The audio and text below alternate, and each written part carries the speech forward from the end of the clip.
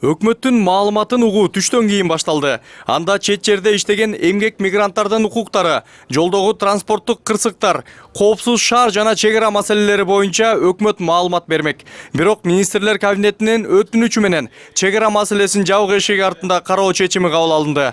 Калган 3 суроо боюнча премьер-министр 15 мүнөт доклад жасады. Андан соң эл өкүлдөрү суроо берүүгө киришмек. Бирок айрым парламентарийлер 3 маанилүү маселени бир күнгө койгонго нааразычылыгын билдиришти. Сыртта жүргөн биздин мигранттардын укугун коргоо дейт бир маселе. Бул чоң маселе аябайчы. Экинчиси жол тартибин сактоо боюнча дейт жана ошо менен эле ГАИн реформалоо боюнча дейт. Басма сөз маалыматтарын карап көргүлө. Ал реформалоо боюнча кандай гана суруштар болуп атат, кандай гана критика болуп атат. Ал өзүнчө бир чоң маселе. Дагы бул жерге чегара маселесин коюптур. Ошонун бардына Сооронбай Шарипович мына 15 мүнөт айттыңызбы, Сооронбай Шарипович? 15 мүнөт айттыңыз. Бардыгыбызга азыр 2 мүнөттөн суроо бергенге мүмкүнчүлүк берет. Ар бир маселени анда процедурный, чын айтканчы, ар бир маселени өзүнчө карайлы. Бирок талашып тартышуулардан кийин 3 суроону бирдей кароо чечими кабыл алынды. Талкууга жазылган ар бир депутатка 2 мүнөттөн убакыт берилди. Алгач эле тышта жүргөн мигранттарды өлкөгө кайтарып келүү боюнча өкмөт тарабынан кандай чаралар көрүлүп жатканы тууралуу суроолор берилди. Бүгүн ар бир жумушка жарактуу Кыргызстанда экинчи жаран четте жүрөт деп айтсак туура болобу? Ар бир үчүнчү. Ар бир үчүнчү. Сиздин оюңуз боюнча бул азбы, көппү? Бул көп.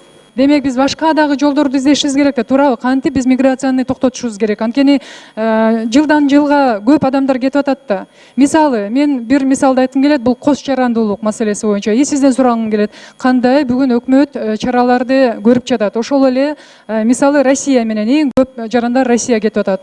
Эми кос жарандуулук боюнча Россия тарап макул эмес да. Биз макул болгондо дагы. Алар макул болбой атат бул боюнча. Экинчи жумуш орундар боюнча эми баягы ойлогон ойду кыстаган турмуш жеңет дейт Айда Жеңишбеков да.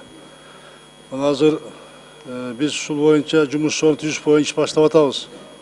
Буюрса бул жыйынтыгы болот, болбой койбойт. Талкуунун жүрүшүндө эл өкүлдөрү жыл башында Москвадагы тигүүчү цехтеги өрт жана августта басмаканада болгон кырсык боюнча өкмөт кандай чара көрүп жатканын сурашты. Эске салсак, январь айында Москвада болгон өрттөн 8, августтагы тилсиз жоодон 14 мекендешибиз жан берген. Январь айында да ушундай кырсык болгон.